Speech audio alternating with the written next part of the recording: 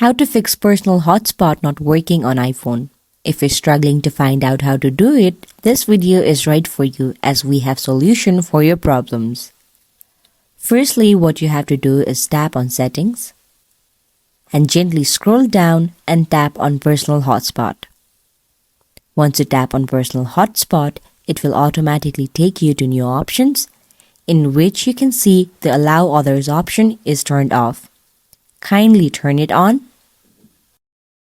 And also turn on the Maximize Compatibility option, which will help you to maximize your compatibility to share it with other friends. If this does not work for you, you can also switch off your phone by turning off the two buttons of your phone or by simply shutting your phone down by going on General.